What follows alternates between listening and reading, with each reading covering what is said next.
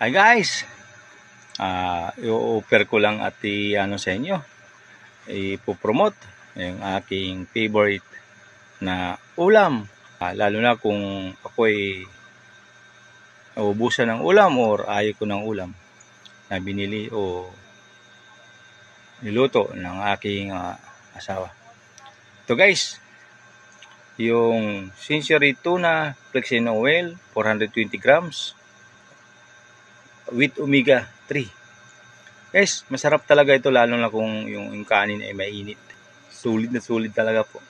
Kaya kayo ngayon, namumroblema ng ulam dyan sa oras na ito. Pumunta na po kayo sa pinakamalapit na tindahan po ninyo o kaya convenience store at bumili po kayo ng ganito. Mayroon po ito guys, hot and spicy, calamansi, and so on. Marami po. O either guys, yung tuwing sahod natin, medyo nakakaluwag. Mag-extra po tayo dyan. Mag-grocery po tayo ito para stock sa ating, sa ating bahay. Kasi tulad, nagigising tayo alang oras gutom. Ito po yung sagot sa ating mga problema.